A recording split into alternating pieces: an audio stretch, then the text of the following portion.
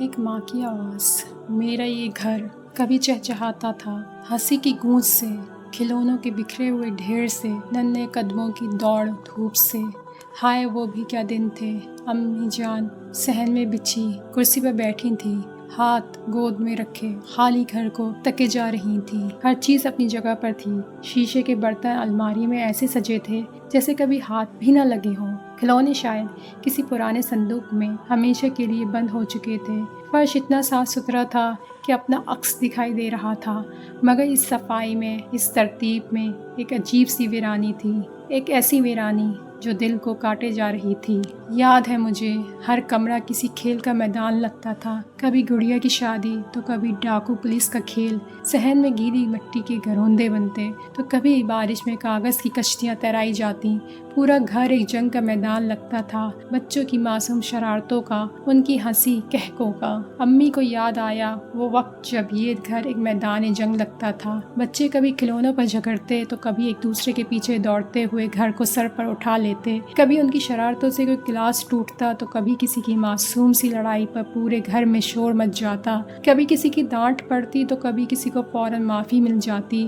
وہ سب شور، وہ ساری بے ترتیبی، مگر ان سب کے باوجود گھر میں ایک عجیب سا سکون تھا، ایک پیار بھرا ماحول، ایک ایسی گرم جوشی جس کا آج تصور بھی مشکل ہے۔ جب بچے آپس میں لڑتے تھے تو دل چاہتا تھا کہ بس خاموش ہو جائیں، کان سن ہو چکے تھے، اور جب وہ کسی بات پر چپ ہو جاتے تھے تو دل چاہتا تھا کہ پھر سے شور مچائیں، پھر سے گھر کو آباد کریں۔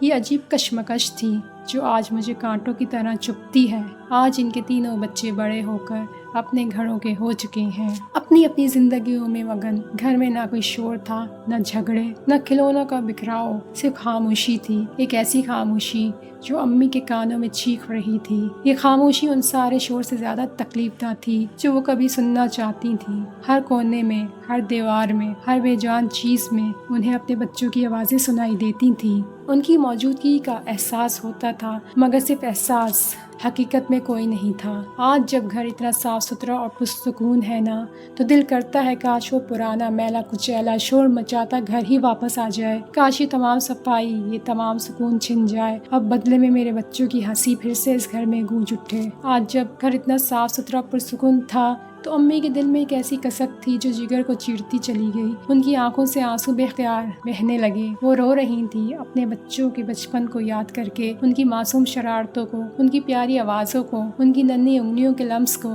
وہ چاہتی تھی بس ایک بار، صرف ایک بار پھر وہ وقت واپس آ جائے جب ان کا گھر شور سے بھرا ہو، جب وہ اپنے بچوں کو اپنے سینے سے لگا سکیں، ان کی ہر شرارت کو گلے لگا لیں۔ اے کاش میرا وہ وقت واپس آ جائے، امی نے سسکتے ہوئے کہا۔ میں انہیں اپنے سینے سے لگا لوں، ایک بار پھر، بس ایک بار اپنے بچوں کو اپنے دل میں سما لوں۔ وہ دھیرے دھیرے اٹھی اور گھر کے اندر چلی گئیں، جہاں دیواروں پر ابھی بھی ان کے بچوں کے ہنستے مسکراتے چہرے کی تصویریں آویزاں تھیں۔ ان کی خاموش ہچکیوں میں ایک ماں کا سچا پیار، بچھڑے ہوئے لمحوں کا دکھ اور ایک انکہی خواہش شامل تھی۔ ہمیں کمنٹس میں ضرور بتائیں کہ آپ کو بھی اپنے بچپن کے ایسے ہی شور بھرے دن یاد آتے ہیں، اور کیا آپ بھی چاہتے ہیں کہ وہ وقت واپس آ جائے؟ اپنے خیالات ہمارے ساتھ ضرور شیئر کریں۔ اگر آپ کو یہ دل چھو لینے والی کہانی پسند آئی ہو تو ہماری ویڈیو کو لائک کریں، اور ایسی مزید بہترین کہانیاں سننے کے لیے ہمارے چینل سنو اردو قصے کو سبسکرائب کرنا نہ بھولیں، بیل کا آئیکن دبائیں تاکہ آپ ہماری کوئی نئی ویڈیو مس نہ کر پائیں۔ آپ کا ساتھ ہماری حوصلہ افزائی کرتا ہے۔ شکریہ۔